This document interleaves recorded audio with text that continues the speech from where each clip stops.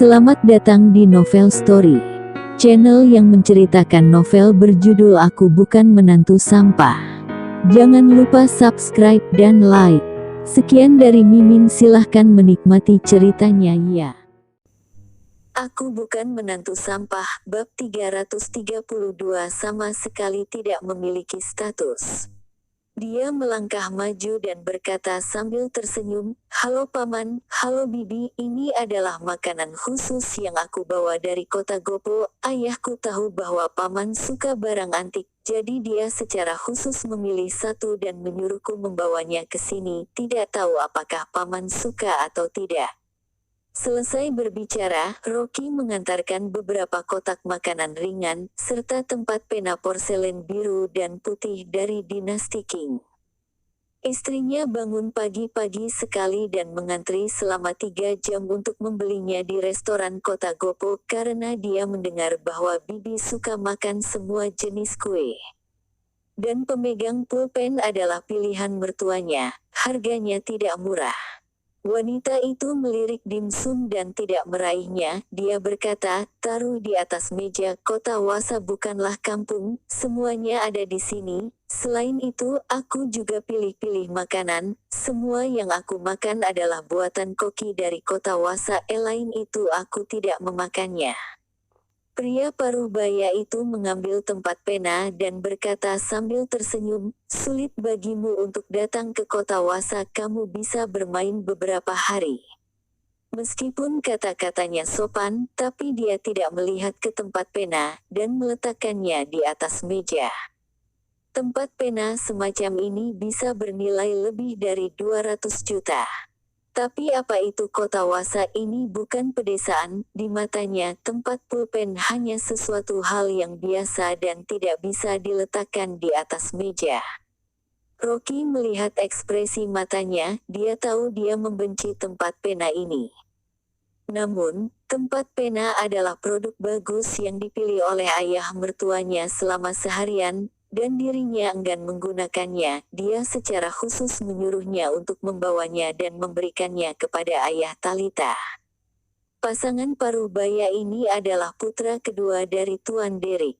Nama ayah Talita adalah Gilang. Setelah kematian kakak laki-laki tertuanya, dia mengambil alih perusahaan jarum. Nama istrinya adalah Lani, yang bertanggung jawab atas keuangan di perusahaan.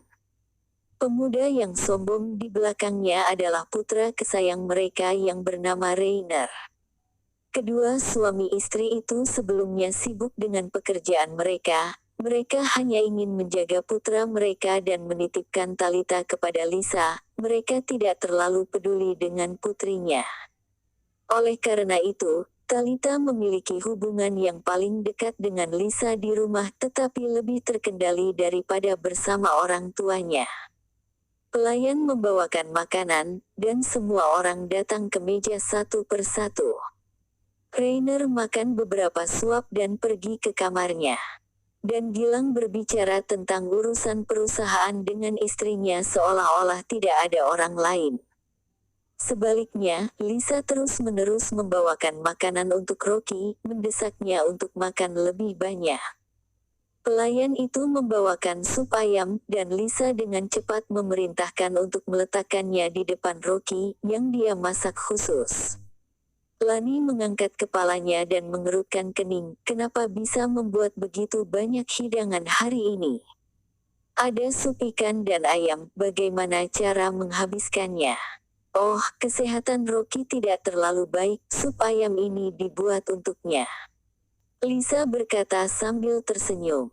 Lani menatap Rocky, dan berkata kepada Gilang seperti sebuah diskusi, "Rainer sudah membaca farmakope dalam 2 hari ini, terlalu merepotkan, beri dia panci sup ayam ini."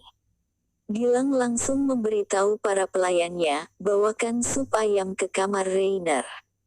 Melihat Lisa membuat sop ayam untuk Rocky, dia menghalanginya. Talita berkata, "Ayah, bagaimana bisa kakakku minum begitu banyak? Bibiku bangun pagi dan membuatnya untuk Rocky. Kamu." Lani memandangnya dengan tidak senang dan berkata kepada Rocky dengan senyum palsu, "Rocky, sepupumu Rainer sudah bekerja keras akhir-akhir ini. Kamu tidak keberatan bukan memberikan sup ayam ini kepada Rainer?" Petik 2. Tidak, Rocky berkata dengan tenang. Ini hanya sup ayam, tapi sayangnya Lisa membuatnya dengan sepenuh hati. Gilang berkata sambil tersenyum, "Anakku sedang berjuang. Setelah lulus dari California Medical University di luar negeri, dia akan ikut ujian masuk ke National Medical Center." "Rocky, National Medical Center, kamu tahu kan ini adalah tempat di mana dokter di seluruh dunia ingin masuk, orang biasa tidak bisa masuk ke dalamnya." Rocky dengan sopan berkata, "Rainer benar-benar hebat, itu benar-benar tidak mudah." Lani lebih bersemangat dan berkata dengan ekspresi bangga, "Dokter hebat yang membawa putraku sekarang adalah murid dari 3 Master Senior National Medical Center. Jika putraku lulus ujian tahun ini, dia mungkin menjadi seorang murid dari wakil ketua yang bernama Sharfi dan mengharumkan nama keluarga." Sharfi adalah wakil ketua.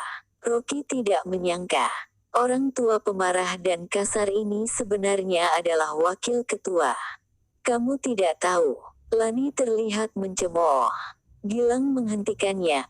Rocky datang dari kampung, jika dia tidak tahu itu adalah hal yang normal." Menyebut putranya Rainer, Gilang menunjukkan ekspresi bangga. Dia berkata sambil tersenyum, "Rocky, aku dengar kamu tidak bekerja di kota Gopo kan?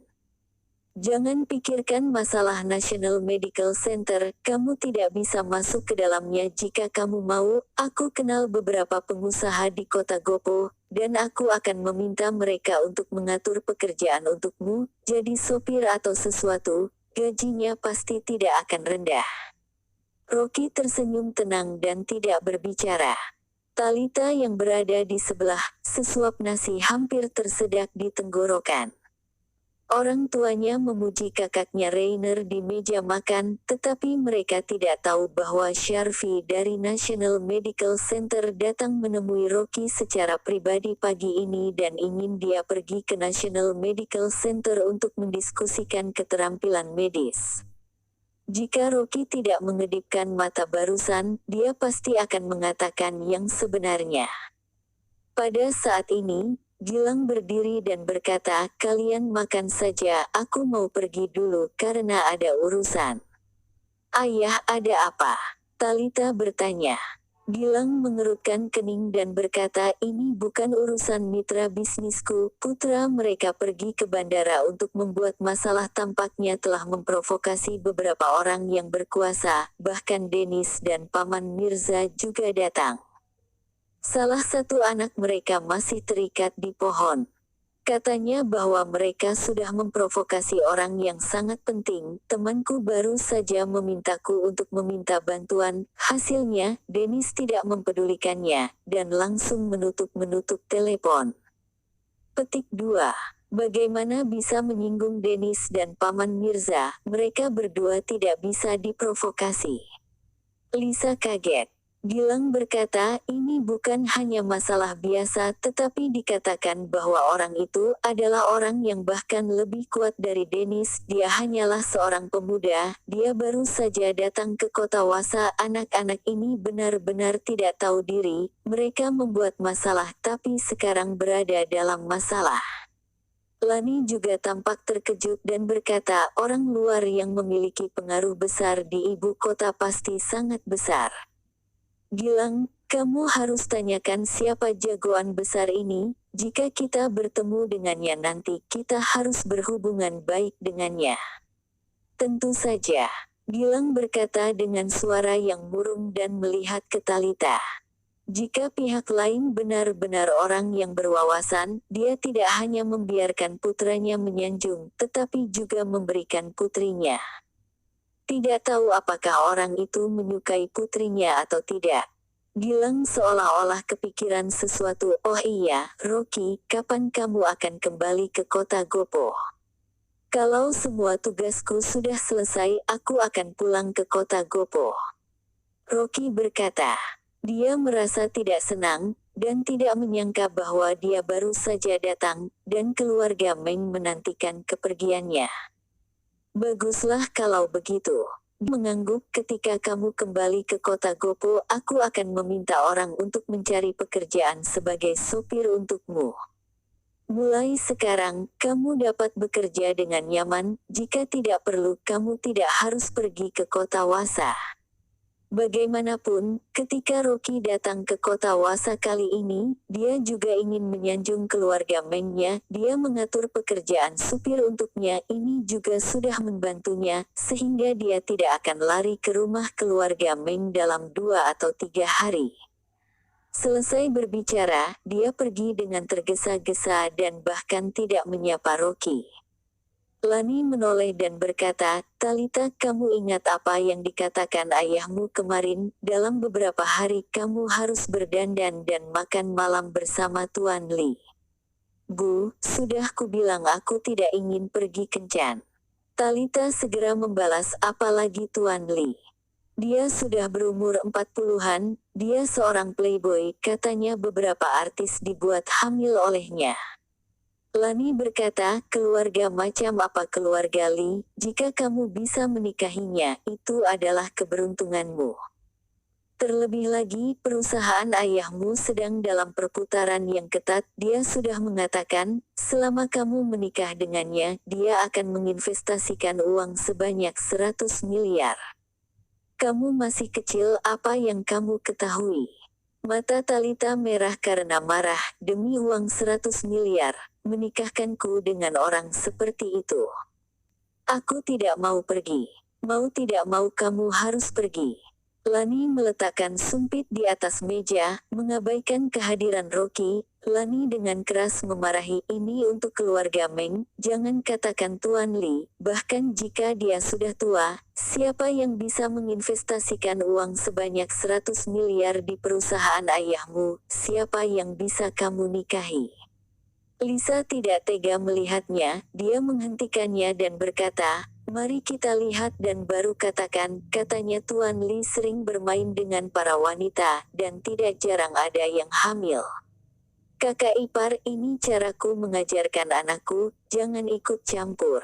Lani sama sekali tidak senang, dia tidak pernah menyangka bahwa Talita dibesarkan oleh Lisa, dia sendiri sama sekali tidak pernah membawanya.